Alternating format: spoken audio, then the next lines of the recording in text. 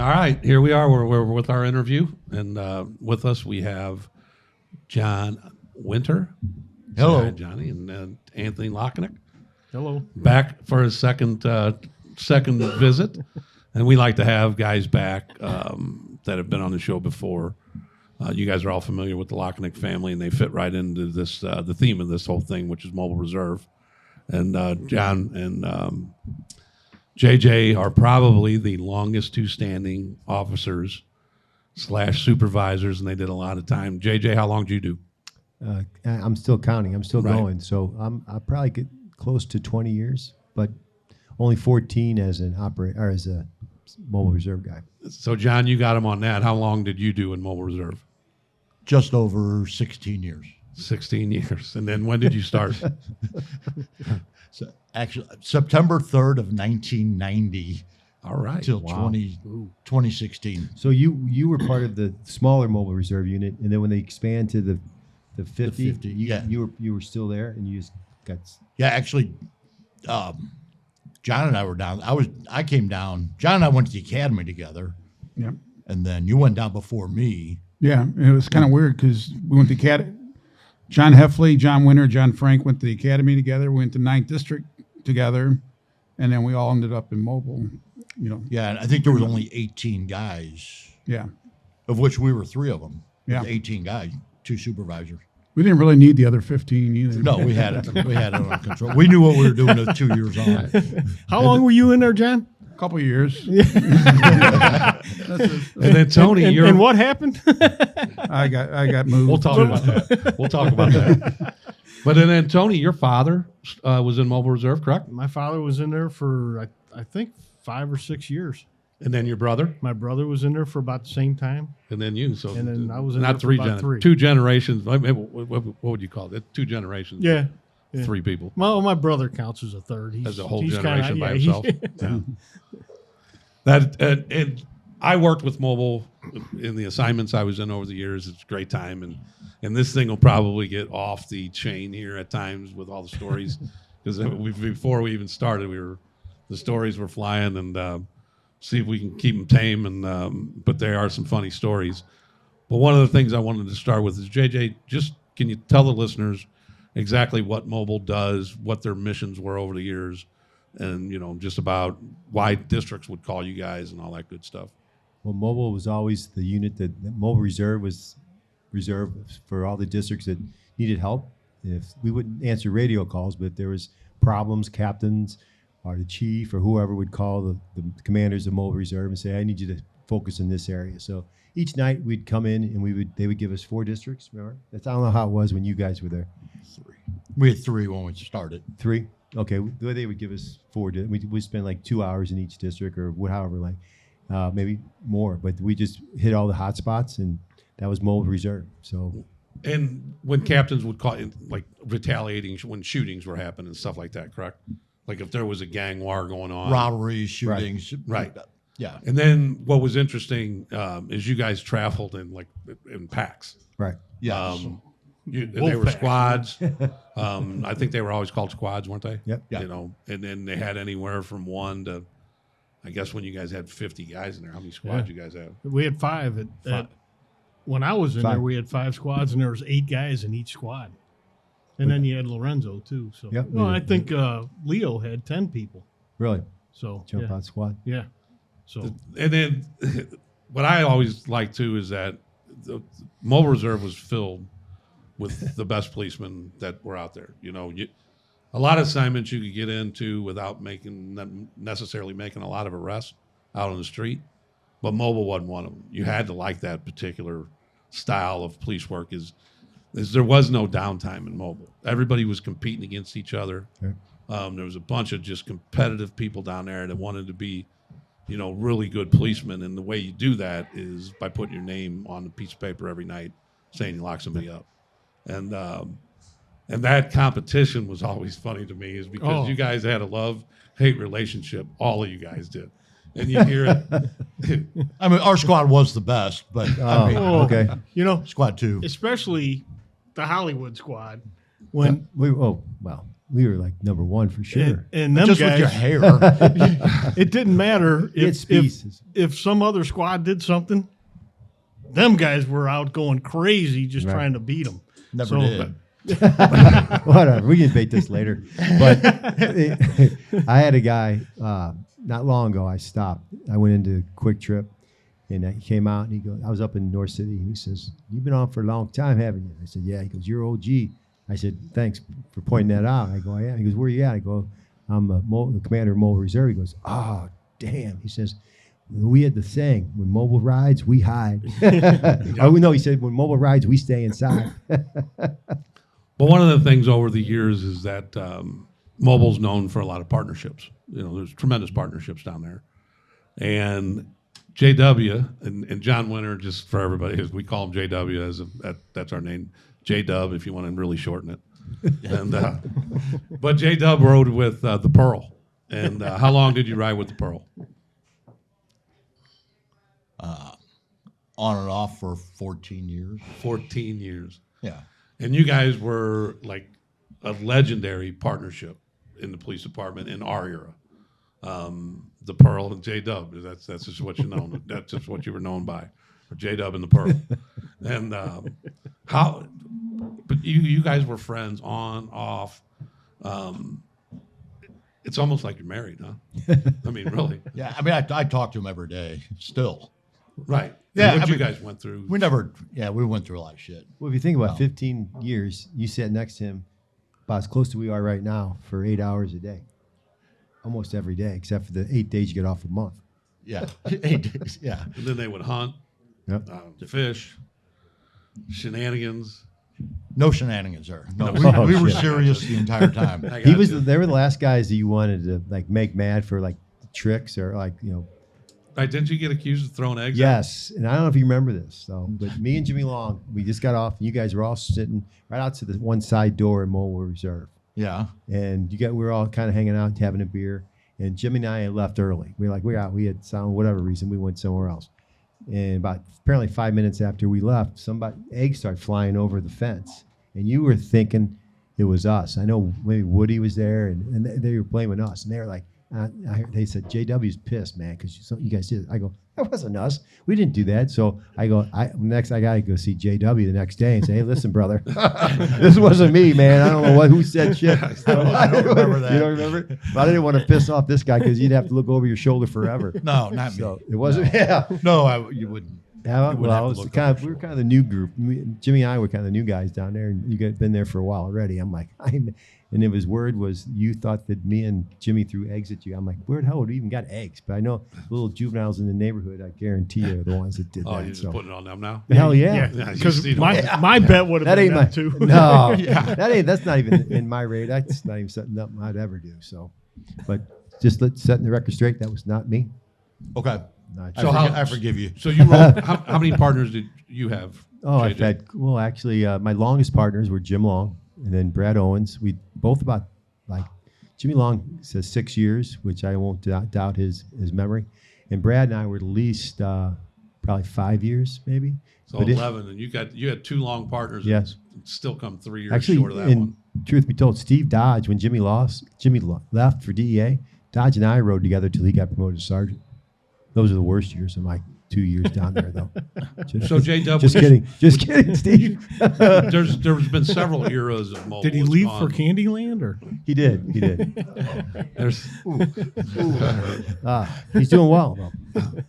but the eras in Mobile Reserve have been, your dad started back in the day, and then it went away for a while, didn't it, Tony? It did. When I first came out, which was in 79, or actually when I first started the police department, 78, there was no mobile.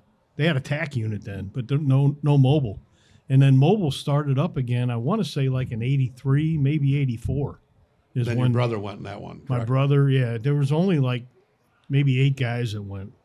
And they started, and then it just started building after that. And then, John, when you got there, how many people you said? 18. And who were the sergeants back then? Terry Sloan and Ron Hondo Henderson. There you go. Now there's I mean, man, there's some legends. Yes. And Joe Richardson was the lieutenant. And George Holliker. Holliker was a captain. Yeah, George Holliker was the captain.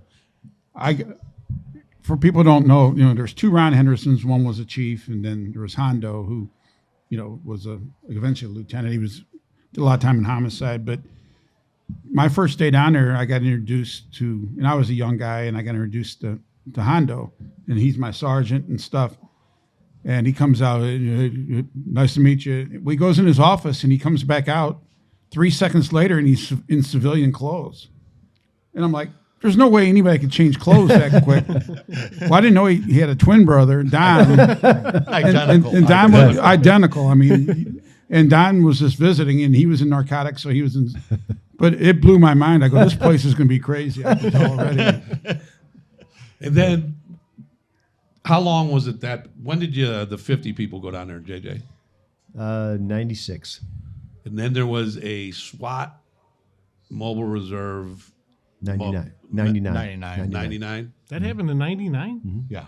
Well, I was there then. I didn't think I got Yeah, there. you were. Yeah.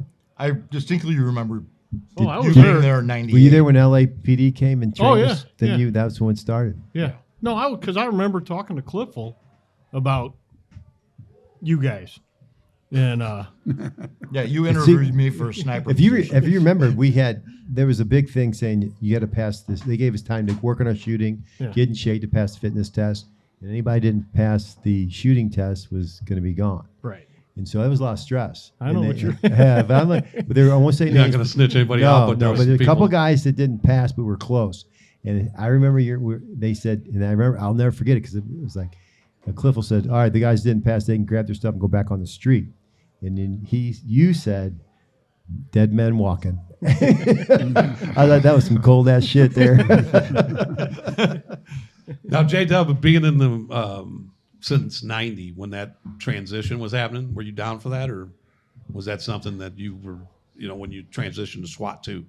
Oh, Because I won. know some of the old mobile guys were like, "Hey, man, why do we got to be SWAT?" Oh no, I was all for that. I think you ended up being our sniper, right? Yeah. Yeah, Tony interviewed me for the sniper position. How'd that interview go? It was a long interview. He just didn't get a couple questions. But What? Spelling my name. I will say that you're all right. There were a couple guys and a couple in your squad. One I know in your squad Yeah. that was kind of against it. But after everything started going, they all kind of got into it, and it was fun. It was pretty cool because there were some pretty good guys down there, and they're great guys to have with you if you're going through a door. So Right. Oh yeah, and that was part of that era because back in the day when we would type up our warrants, we would kick in our own doors, Right. which couldn't have been more dangerous. Oh, that was crazy. I got to You give know, 'Cause credit. we did though. ours too. Yeah. If we're talking about how he switched to SWAT, you got to give Jerome Cliffle, Sergeant Right. Cliffle. That Explain was to me. all as a retired sergeant. He was on the TAC team long before I even knew I was probably on the department, and he ended up. That was his idea to go to Henderson to make us the SWAT team. It made sense because we were just a part-time. They were a part-time team at the time. we were. I was on Right. that. I was on It was it. called the hostage response Right. time, correct, Tony? And yeah, and it didn't matter. Like I was in the 3rd Bureau, and if you got called out, you had to leave, stop what you were doing, and go. And it made a lot of sense because we were one of the only big departments at that time We were behind the that behind had the time. that had a part-time unit. So it did make a lot of sense. So I just remember Jerome seeing. I didn't really know him. I played softball with him, and Jimmy and I were at headquarters, and he says, "Get ready. Hope you guys can shoot and run and do the whatever." I'm like, "What are you talking about?" He goes, "You're going to be the SWAT team. I'm coming down, getting transferred in, and we're going to be the SWAT team." I'm like, "Okay, whatever, crazy man." But he was right. He was right. Yeah, and he was He- the was most the- intense guy. He was in HRT too. He was. Yeah. He loved Yeah. that. he whole- was He was very, extremely, obviously knowledgeable about all that. he wasn't the first He lived and breathed it. the first group that started HRT. There was like maybe 7 or 8 of them, but Jerome went in right after that. So he was one of the first guys in HRT too. So, John, how long did you do down in mobile? About 2. And why'd you get sent out? Why did I leave? Right. Chief Harmon sent me to fugitive to chill out because I had 2 shootings in 7 months, and he wasn't cool with that. And He just didn't understand, did he, I mean, Jack? and this isn't funny, but John tells the story that unfortunately one of the people he had to shoot was a policeman's kid. Yeah, And, yeah. If you want to tell that story real quick. Yeah, we were riding around up in the Alpha Apartments, and Mark Gurman and I were riding together, and we see this man chasing these two women and chases them up a staircase, and it was you could tell it was something serious. And then I got out of the car and I started to go up the staircase, and this guy comes out. He's got the one girl. He throws her down the steps. It's an outside staircase. Throws her basically at me, and then throws the second gal down the steps, and and they roll past me, and then I went to go grab him, and then he picked up a hammer and tried to hit me with the hammer, so I shot him, and he fell off the balcony of this place, like in the old West. He falls off, and I run down there, and Mark is still getting out of the car. He's like brushing off his pants. He's like, what the hell? And so we run up, and the guy's laying there, and he's conscious, but he's all kind of contorted. And he goes, and Mark's funny. talking to him, and he's like, I'm a cop. And that's what I heard. Oh, What he said is, my dad's a cop, or something to that effect. But it was a police officer's son who was a troublemaker. He'd been in a lot of trouble, and he was all whacked out that night. And he got into it with these two women. So City Copper's son? yeah, 3rd District copper's son. Later that, during the investigation, homicide showed up, and there was like 4 guys across the street, and they looked like gang members, and they motioned the detective over, and they were talking. I'm like, oh, these guys are going to try and put a case on me, saying I shot them for no reason or whatever. Right. And Steve Harmon was the detective. He comes over and says, hey, these guys, I go, what did they say? He said, we don't like the police. We don't really, but that cop, he had no choice. He had to shoot that dude. So that, that helped. But I had to call the officer. Well, the next morning I called the officer. I didn't know him, but he was a veteran guy. And I just said, I didn't apologize because I had to do it. But right. I said, hey, I was in position. I had no choice but to shoot your son. And he goes, I don't hold anything against you. He goes, my son's all messed up on these drugs. We're going to get him help, but you'll never hear anything from our family about this. And I didn't. Wow. So. Very good. Yeah. That's good. So, but you went on to have several good jobs after that. That was no big deal, right? Yeah. One night I'm riding through Cabanne Courts, and then, the next day I'm picking up a prisoner in Greenville, Illinois.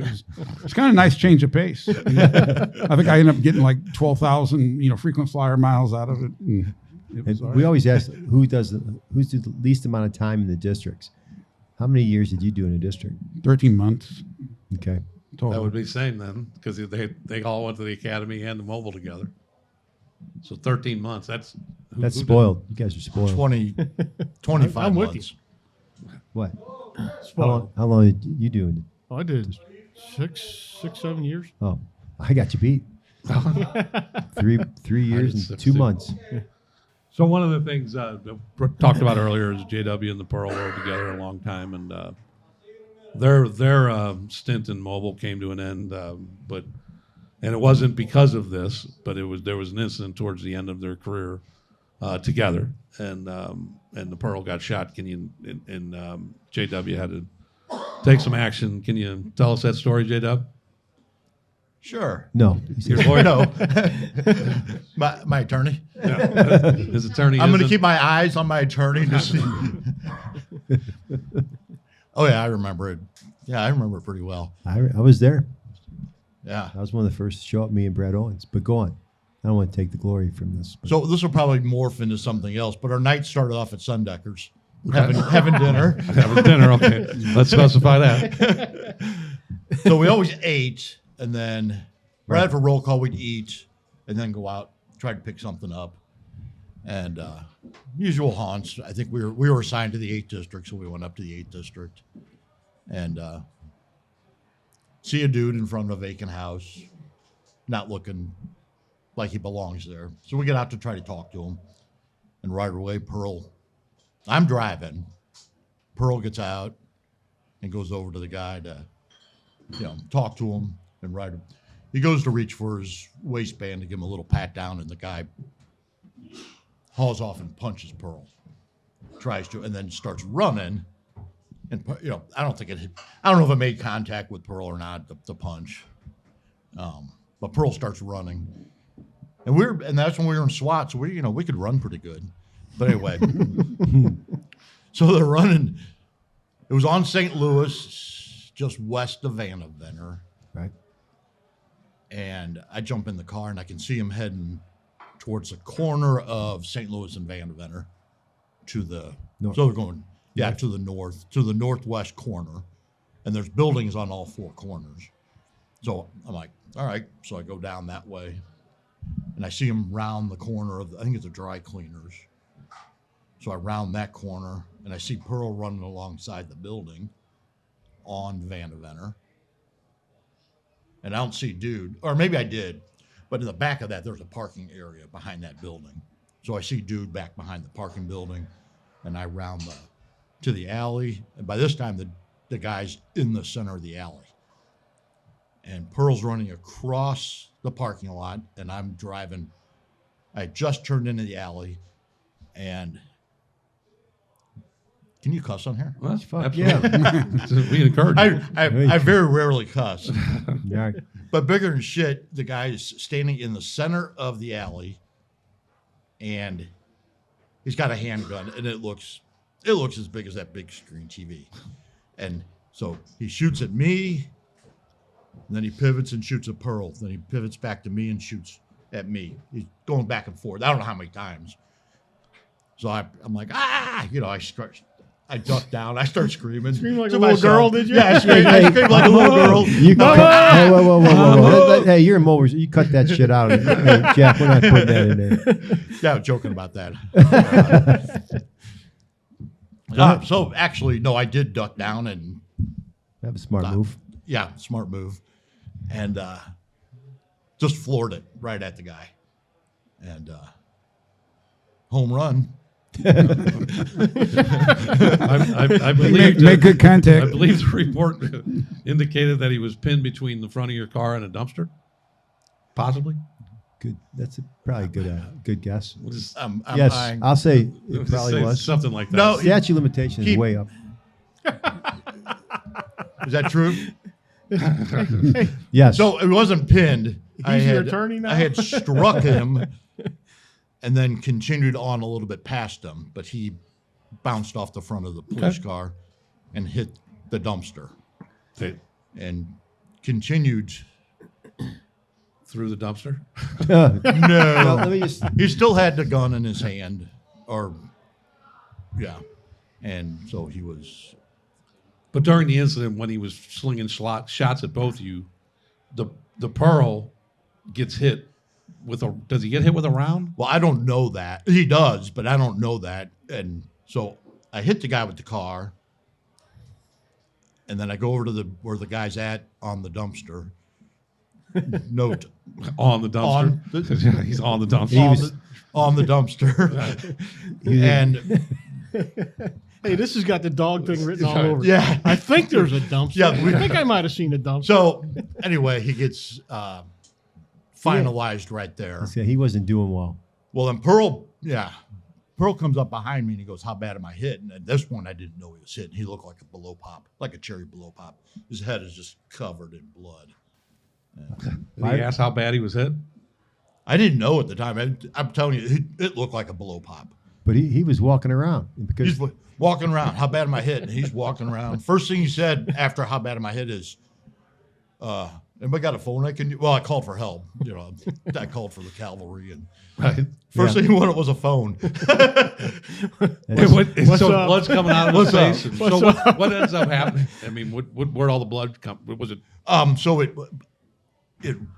So he was running down the side of the building. Like I said, the bad guy was cutting across the back parking lot, and it nicked. When he fired at Pearl coming around the corner, it nicked the corner of the brick building, and it fragmented all down Pearl's left side of his head, but missed his eye. But it was just Fragments fragments all. Yeah. So the fragments were of the the bullet. bullet and the brick. Now, let me. I don't know about if, any let me know if this is true or not. Though. I know this is true. So I'm asking a question the answer to, but the one fragment it kind of fouled his skull and it stayed in the crown of his head. It did because because Pearl said he finally came, they weren't going to remove it. Go ahead. Okay, they remove it, and it finally came out like months later. He's washing his hair, and it came out. I think that's what happened. But he had pulled pieces out for weeks. Oh, okay. Right. Okay. Well, we'd be down Sundeckers and ding. Oh, okay. Another piece would he'd throw it into the glass bowl or whatever. Ding. Oh, there's another Now, one. here, real quick, if you don't mind. That night, I'm at home. I'm off. So I'm watching TV, and I see a thing scroll across the bottom. It says, St. Louis City policeman shot. So I'm like, shit. So I called Speece. He was working that night. He was like in the 7th. So I call him, and I go, hey, who shot? And he goes, all I can tell you, it's Pearl, and he's shot in the head. And I'm like, oh, my God. So I get up. I'm going to get dressed and head to the hospital, right? And I go, man, how bad is he? He goes, oh, he's fine. He's up walking. I go, Joe, you just said he shot in the head. And he goes, yeah, it's Pearl. He shot in the head. Yeah. What's for dinner? You want a salami sandwich?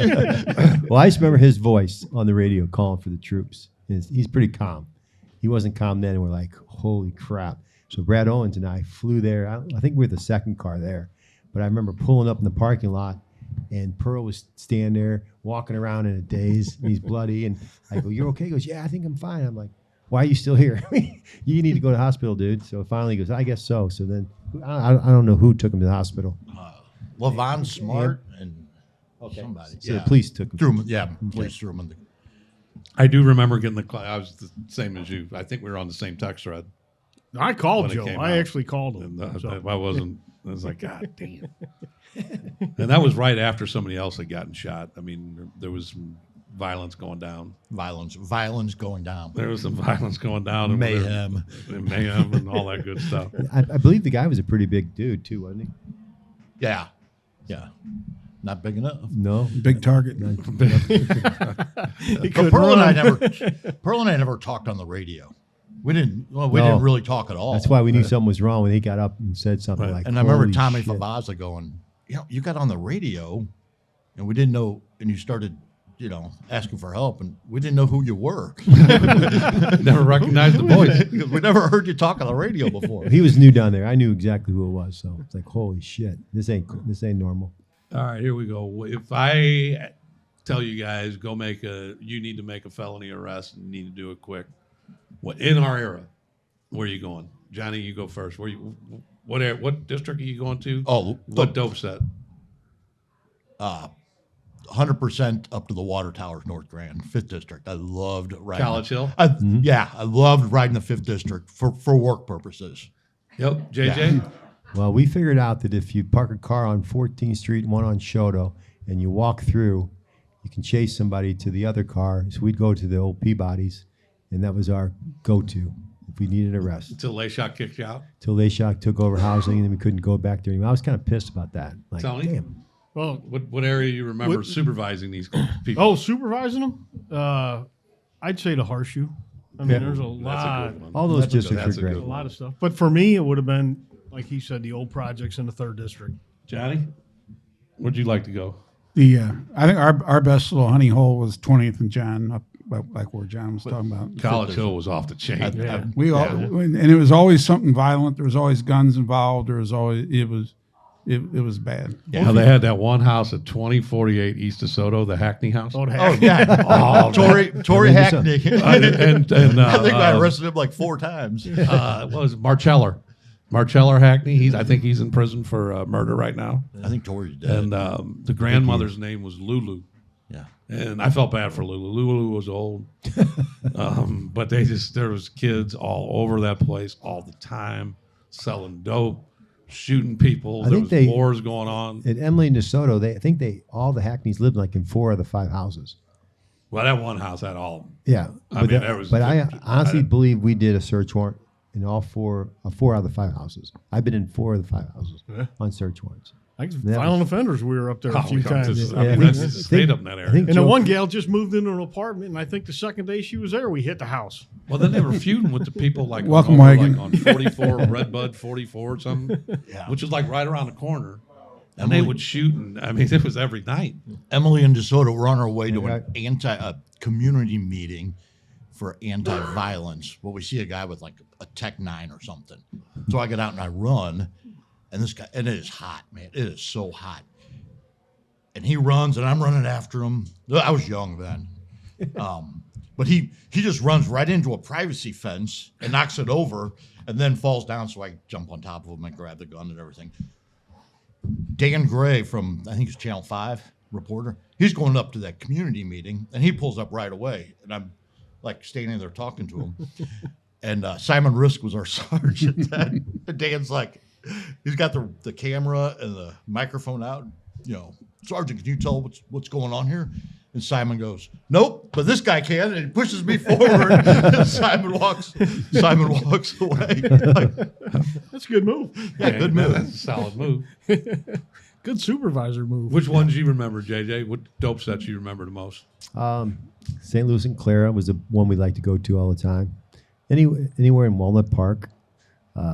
44 on a block of Greer was one of my, if I had to say the most arrests I ever made in one area would be the 44 block of Greer. It's going back to my days before mobile, after mobile.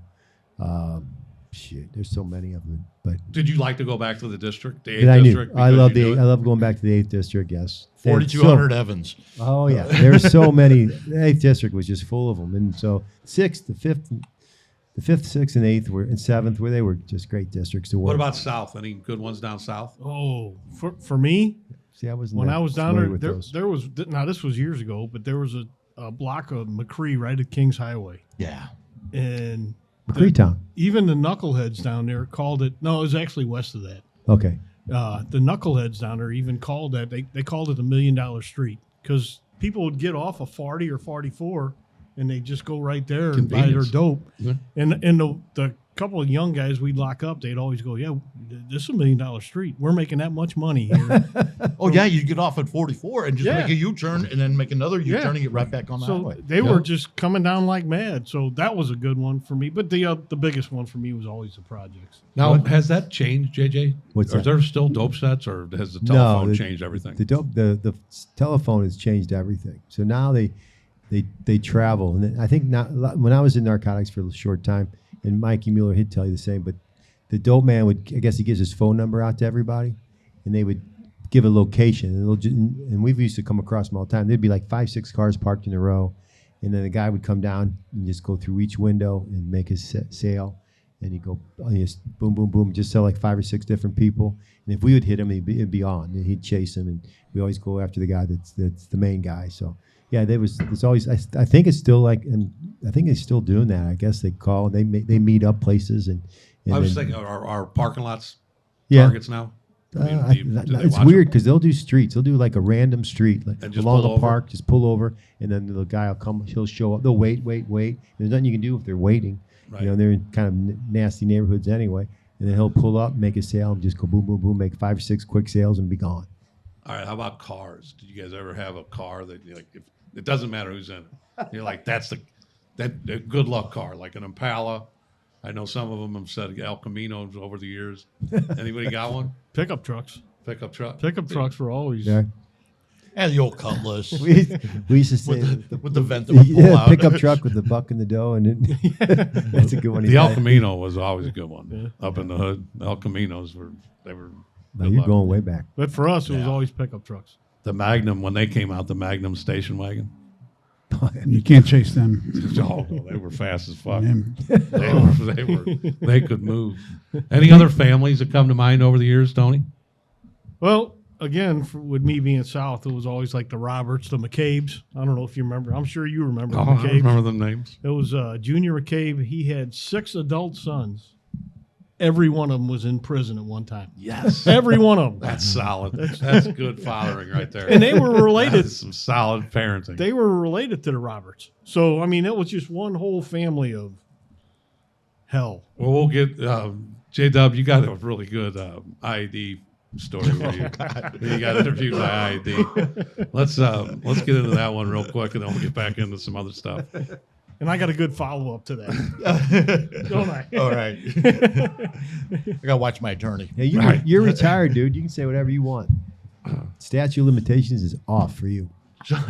So there was a complaint with somebody made a complaint to Internal Affairs about some officers in Mobile Reserve. And I'll be honest, it wasn't me, but I happened to be at the scene. I hear you. I know the feeling. I So know there the was- feeling. I was in the bathroom when I was in the happened. bathroom with 8 other I know the people, damn feeling. but there was a car stop, and narcotics. Larry Davis came out with his dog. I think it was Kelly at the time. Mm-hmm. Yeah. So Larry came out with his dog Kelly and did a search, whatever. And the bad guy made some complaint that they didn't find the dope or did find the dope or whatever. It doesn't matter. But made a big complaint. So we all got summoned down to Internal Affairs. And we had 2 attorneys. We had Neil and Jim Towie. Towie. Yeah.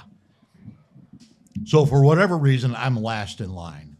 Maybe it's W. I don't know. But what is it? The Garrity statement you have to sign? Yeah. So I'm sitting out there. I had to sign my Garrity statement. And it's taken forever, and I'm bored. So I didn't know what to do with it.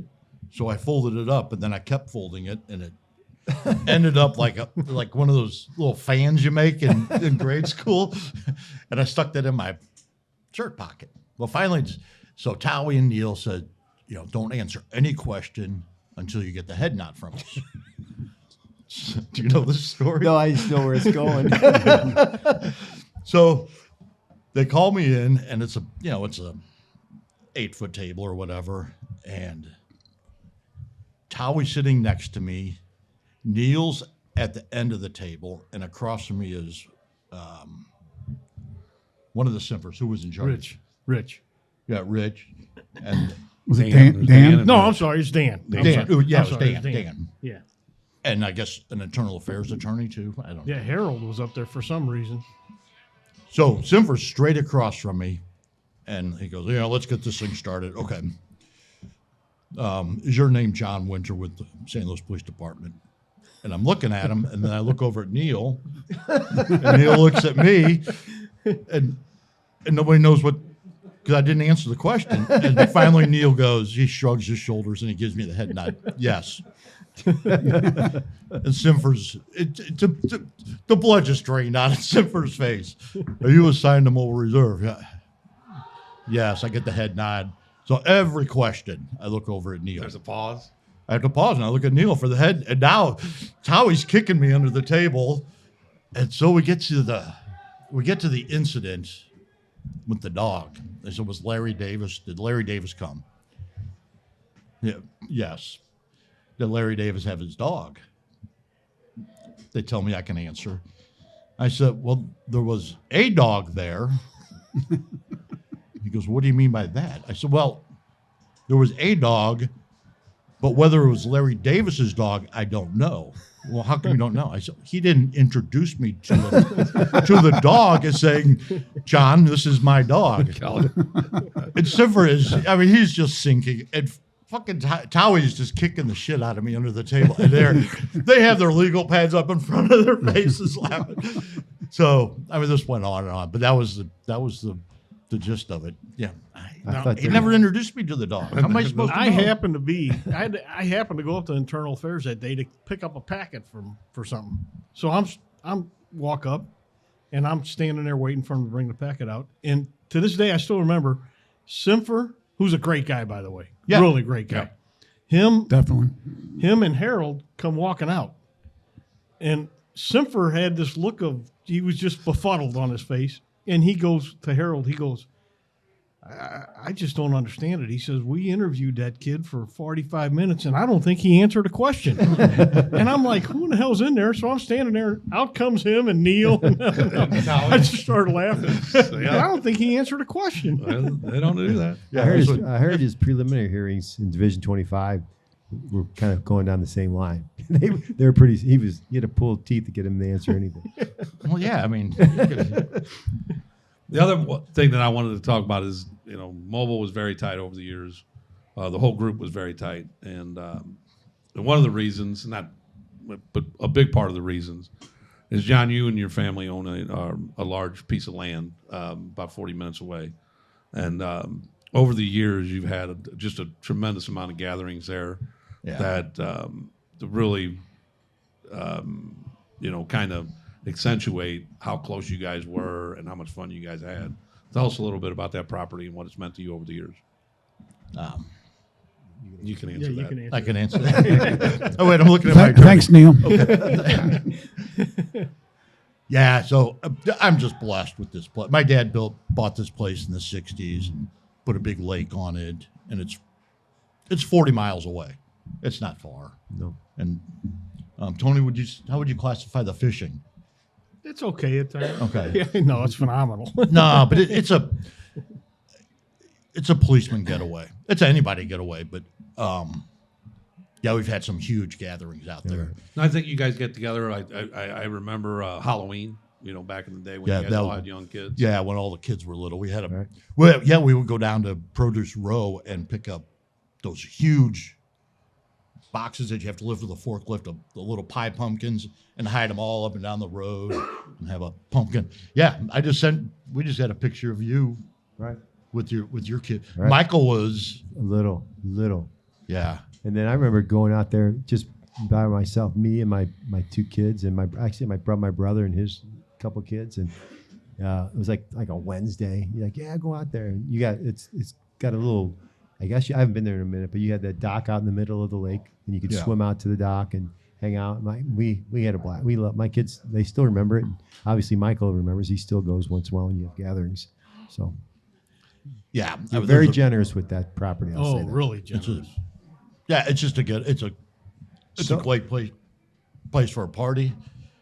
Go ahead. No, it's just you were so generous that Gabe is here, and he never shows up, but he heard you were coming, so he wants to stay on your good side because I know he uses it for fishing all the time Well, I and think duck hunting. Well, let me tell you. Gabe's on the fence. So, Gabe's here, and I never knew Gabe when he was a policeman.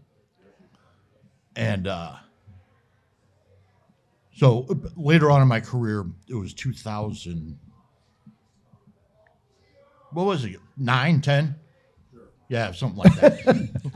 Schwarby, another policeman, was good friends with Gabe, and he would say, "Hey, Gabe wants to go out to your place to fish," so I give Schwarby a key, give it to Gabe, back and forth. But anyway, I'm at a fundraiser at Leo's, and I'm up at the bar, and somebody's standing next to me and goes, "What's up, J-Dub?" And I'm like, "Hey, whatever." And the guy on the other side goes, "You're J-Dub?" And I'm like, "Yeah." And he goes, "Hi, I'm Gabe." And he'd been going out to the lake for months, if not a year. And Gabe, we talked almost every day, And I think one of the things I was going to bring up too is that not only is it a place to get together and have fun, but a lot of policemen over the years use it as a place to heal, and a place because of some of the trauma that people have been through, and they've gone out there and fished, and the solitude and the peace that it gives. Right. I think that's because there are a lot of policemen that suffer from PTSD and I know a lot of them have talked to me about that is like what they like to do is sometimes you just got to go be by yourself, think about stuff and have a place to go. But a lot of them don't have a place to go. And you've provided that to a lot of policemen over the years. Yeah, and that's what it's there for. Right. That's what my dad built it for. And then there's been some complete shenanigans. Oh, My God. hey, the fireworks incident. The fireworks is the best. Oh, that Yeah. was a classic. And he Who was was- right in the middle of it. I was. No, Patty Welch was. Yeah, well, I was behind a car. Yeah. we were all hiding. That shit was going everywhere. So what happened was that somebody brought 3 boxes of fireworks Multiple, but the commercial grade. in boxes. Yes, cases. So they started lighting off one at a time and one at a time. We were shooting them at Spiece and Art Rule out in the water, and That Harry was all Hager. cute, that was cute. And then, it was going to take them forever to light 3 boxes of fireworks off. So somebody, and I don't know, I'm not accusing anybody, but somebody says it'd probably go a lot faster No, it wasn't him. No, if we threw these boxes into the fire that was built. So that's what happened. Just took 3 cases. It's a big and just set 'em- bear-looking guy that takes the whole box and sets it in the fire. And poor Tony Caruso, his car was parked right next to the thing, and Tony went flying over the car, and his car took a direct I hit. think I was behind his car. Hey Mueller, go kick it. Everybody was, That's on the video. Hey Mueller, go kick it. and that was, and the other one that I always got a kick out of was your ongoing beaver eradication program. You know, those beavers would tear your property up, wouldn't they? And with That was another big explosion. right, but that was so. These guys would. I mean, we'll leave names out of it, but we had a friend of ours, or several friend of them. They would dabble in explosives. Dabble. They would dabble in like. So JW would call them as part of his Eradication beaver team? eradication team. So they went down to the dam they built, and then apparently you have to put something heavy on top of the thing to compress the explosion so it goes downward rather than upward. And I think they used a sword lid, if I'm correct. No. What was it? There was a stump that was probably 2 feet across. It was heavier than a and sewer 3 lid. feet long. Yeah. So they used that to compress, correct? Yeah, I believe so. And then they got on the other side of the lake and they detonated. But there's that little short dam. Right. So it's not very far from the pavilion, but they had like an old telephone thing or whatever to, it looked like the Roadrunner and a coyote with the detonating box. Well, the line wasn't long enough to go hide somewhere. So Lord. Hey, they weren't good in math. Were they? no. So somebody's videotaping it, and the guy is on the middle of the dam and hits it, and you see him look up. I mean, there is shit going. It's unbelievable. Well, you see this guy he's standing there on the dam just with his head straight up in the air, and he's got his arms out, and he's like going left, going right, going left, going forward, going left. And this log, it seems like it took forever to fall out of the sky. And this thing is huge. I don't know if it'd take 2 people to pick it up, but it took quite a few seconds to drop out of the sky. Did the guy get out of the way? Yeah. Did you get rid of the beavers? No, well, they were all gone by the time. They were digging holes in the thing. No, that's been a classic. great property over the years for so many people.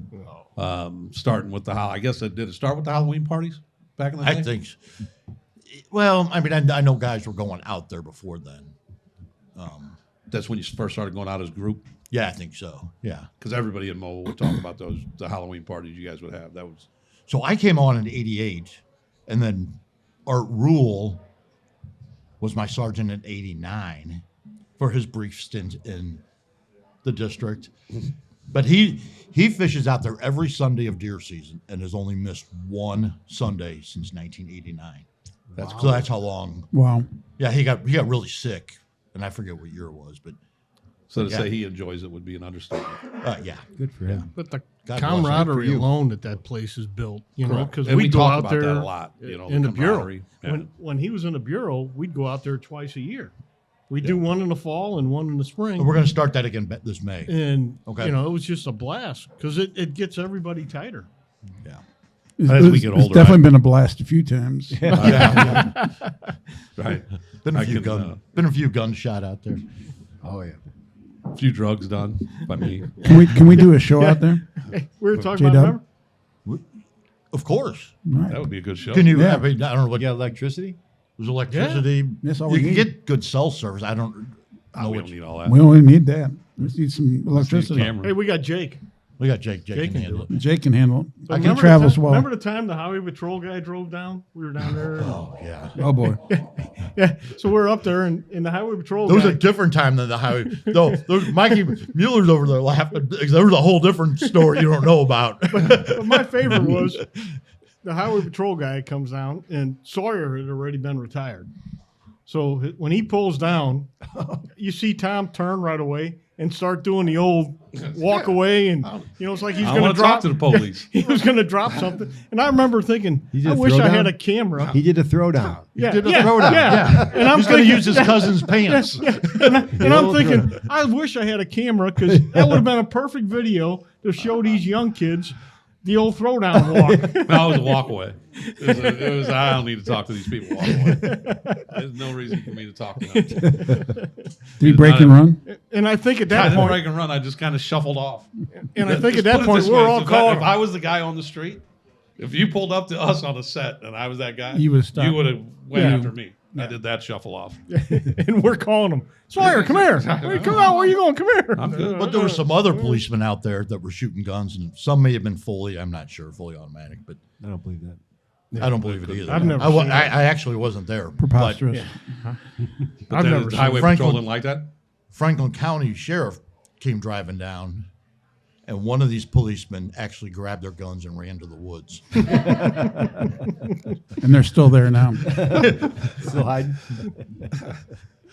All right. How about some memorable supervisors for you guys over the years down in Mobile? There's been some great ones. I mean, I obviously you're going to leave some out, but JJ, how about you? We'll start with you. I have none. Hated them all. No, Speece was one. Tony would be one, and then I'm not going to steal his thunder on Bob Duffin. Bob Was Duffin. one of their guys. He was a great man. He's a great man. So J Dub, how about you? Tony was the best by far. I forgot to say that. Does Tony, anybody too. here believe that? Actually, I never actually worked for Tony. He was good. He was down there. You filled in a few times, but Rick Trevor. Trevor, Travis, actually, I had good supervisors, all except for one little stint. It was like 2 months, and then we ran him out. For real. What's his name? Right. Tony, how about you? You could even some of the upper supervisors for as far as you. In Mobile? Mm-hmm. Well, the two I worked for were Atkins and O'Toole, and they both treated me like they were princes to me. So I got nothing bad to say about either one of them. And John, you worked for two legendary mobile supervisors that. Well, Terry Sloan, obviously one of my favorite people ever to Yeah. grace the planet. And Hondo was just an amazing sergeant. And another guy who was down at the time, he was a K-9 sergeant technically, but he worked with us a lot, was Kenny Cagle, who's one of the greatest guys I ever worked for in the department. Lee Dobbins. Gwynn's, he was super. Yeah. All of them. Gwynn Spicer, he was great too. So, a quick Lee Dobbins. He was a good dude. He was But awesome. He still is. Huh? the day he came down, I was in. Me and two other guys were getting sued civilly for shooting somebody. Yeah, go figure that. Again. But Lee Dobbins came. Never met the man. He was our lieutenant, but came down and sat. It was a 2-week trial, and he sat there every day behind us for that trial. Never met him before, but he came and sat. Then he solid. worked. That is then solid. Oh my, yeah, never forgot that. And then he would go to work at 6 o'clock and work nights and then be back. Do you remember his saying? He used to say after every search warrant, or 7250. Rather be judged by 6 than carried. No, judged by 12 than carried by 6. Say that every time. It's awesome. He was a good man. Lee's a great guy. He is. I just saw him not long ago at a wedding. Oh, good. Looks How's he good. doing? Looks good. One of the things that my favorite memories of mobiles when I was in DEA and we were doing wires, and I would always have you guys on speed dial. And we had some fun over the years as far as like people you guys would pull over for us. Yeah. And we did a wire on two guys, and they went by Spook and Bebe. And I always said, we remember them, Tone? And they were part of the BMF, and their names were Sammy Jefferson was Bebe, and Eric Ernest was Spook. And these guys had lived a life that was, gambling. They dealt dope. They gambled unbelievably, with some high rolling people. But you guys were so much part of that wire because we would just call you guys as you pulled some over. I think your group did a search warrant for us. Tony, you were knee deep in that one. But that's some of my fondest memories. If you were a task force officer and you didn't put mobile, and you didn't have a great relationship with mobile, you couldn't succeed. Because not only did they give great cases, but they helped you get your cases going. Right. And that's what I just love mobile about that. And just the cat's meow. I couldn't put up with that pace. There's no way. I don't. And then for you guys being there 16 years, that's a tough pace for 16 years. Well, the first 8-10 years, it was straight 6 to 2, 6 p.m. to 2 a.m. No days at all. You worked straight 6 at night till 2 in the morning. Which I mean, for working purposes, it was great. Right. Yeah. Would you go? You would go out in a group of how many people were in your platoon at the first? 8, 6, 8. 8 in a squad, and we had 2 squads. Uncommon. In a night, how many people would you guys lock up? Just between the 8 of you. I don't know. Just a typical night. Yeah, 1 or 2 every night per car. Yeah, if you got one, if you got an arrest before 10 o'clock, you went out and tried to get a second one. And I rode with Darla, and think of what you want about Darla. Darla's a good person. She really a good person, and she liked to work. She knew what she was doing. But we would, we'd lock up. And that's what I was saying. The competition was there because if you didn't do that, I mean, you weren't going to be in mobile all that long. You could go find another good job, but you just weren't going to be there. A lot of that was the supervisors, and I'm not, because I didn't have a squad when I was there, but a lot of it was supervisors like Speece. Speece was. These guys were busting their ass, and it was never good enough for him. Yeah, it was always, hey, what'd you do for me today? Yeah. So, but that was they kind of kept everything driven. Terry Sloan would have been the same way, Yeah. So, no, Terry, you never. I mean, none of the supervisors really ever got rattled, but I remember Terry. There was a lot of shenanigans or shit with all of them, but you never saw him getting rattled. No, Terry'd show up with a cigar in his mouth and a big grin on his. No matter what happened, and what up, bub? We'd have so many police shootings that if somebody in the unit shot somebody, it was like a well-trained, like a squad of putting up tape, it just, getting people separated, get witnesses set aside. By the time homicide got there, everything was pretty much done. But it was just it's because we were in the worst neighborhoods in the violent city, every night. Well, back then, everything was outside. All the dope sets were on street corners. Yeah. So one name to bring up about the old days with Terry Sloan was Bobby Dotson. Oh, Bobby Dean. Dotson, and he rode with Joe Callahan, and they would sit up at Kings Highway Natural Bridge every night with the hot sheet. That's for stolen cars. His theory was that every stolen car in the city would have to go through that intersection at some point. And Bobby That's a good theory. That's a solid theory. he was close. And man, he was a NASCAR driver in his prior life. Bobby was, and he'd get on that highway because they'd all go up to the highway and jump on, and he'd always say, first he'd announce he's following one on dispatcher taking the show on the highway. Actually, a good car pursuit with some fun stuff. Oh, and he had bumper lock. It was dangerous as a bitch, but did you ever they were ride fun. with him on a pursuit with Bobby? Yeah. I mean, he bumper lock. He'd call it. He'd be 8 inches a foot. That drive me nuts. Nothing's worse than being the passenger in a police car when you're not in control. And especially when Bobby was driving, but we had a brand new car. Dickie Burgess and I got a brand new car in mobile. We had the only new car, and Dickie was off, so we rolled with Bobby, and Bobby's like, "Hey, you mind if I drive?" And I'm like, "Yeah." I should have said no, but we did. We went right up there, sat in that middle lane there, on Natural Bridge, facing west. Yeah, facing west at Kings Highway, and he didn't even need a hot sheet. He had it like memorized, and he goes, "That's on the hot sheet." So they take off. This one went west on Natural Bridge, and ended up like in Wellston. But Bobby just looks at me real calm. We're doing like 100 miles an hour, and I'm holding on to everything I can get my hand on. The hot sheet had already blown out the window, and he goes, "You mind if I ram him?" And I go, "Why not, Bob?" But my thing was when you're chasing a car and it hits like a bump in the road and it goes airborne, is try to slow down so you don't do the same thing. Not Bobby. We went just as airborne as that guy did.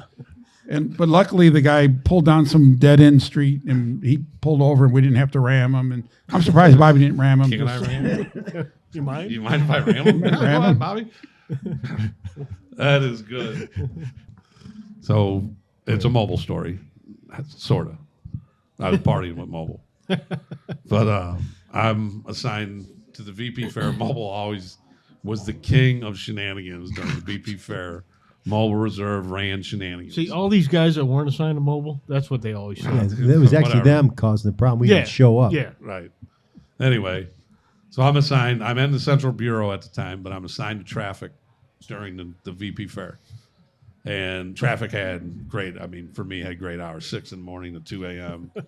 And then I would go work secondary at the Anheuser-Busch tent, which was always in the center of the arch.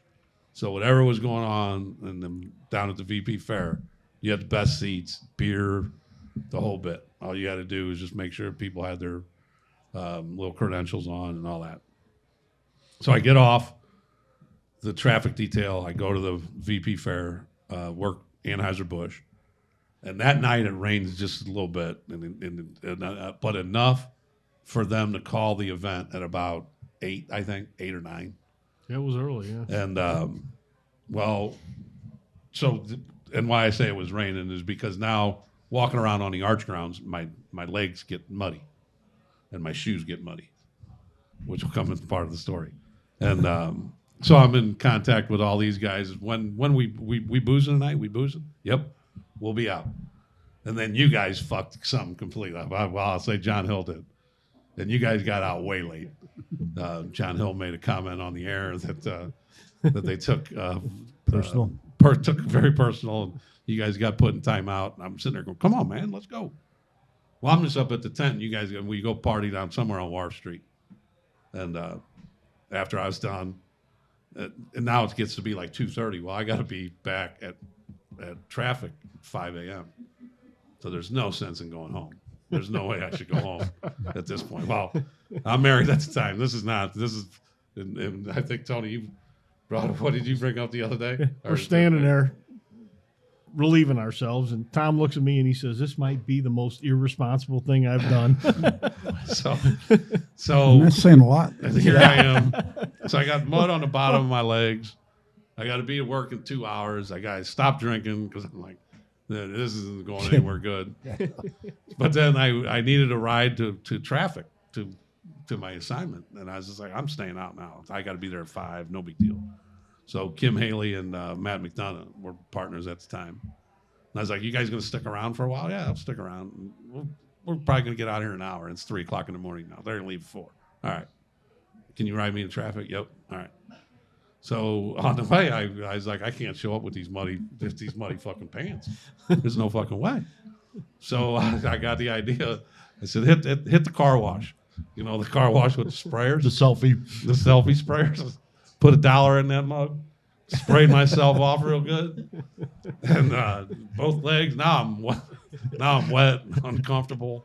Fucking socks are wet. Then I go in and I go to roll call. Ron Klein was a sergeant at the time. And I'm there at like 4:30 for a 5 o'clock roll call, but I probably reeked a little bit. And Ron Klein looks at me. Same uniform on. And now it's like, it's like 10 after 5 now. Everybody's supposed to be there at 5. I'm one of the only guys that was on time, for real. And he looked at me, he goes, "At least you're on time." And that was that could have been. And to say my wife was upset would be putting it way. I didn't know what the VP story you're gonna. When you said let's tell the VP story, I didn't know where you were going with this. Oh, yeah, I had a couple. Because when Mace first came out, we were working all the things, and you had your traffic control button in the box. The call box or the little traffic box? Somebody may have gone around and maced everybody who's Oh, well, traffic control. I don't know who that would have been. So you guys had a little secret beef with. Oh no! You guys had that No, it secret was with Matt Gurman. He's kind of pale. Wiped his face, and that his head it just blew up. He got maced? Nobody I touched went it. and maced his traffic call box, but a bunch of guys.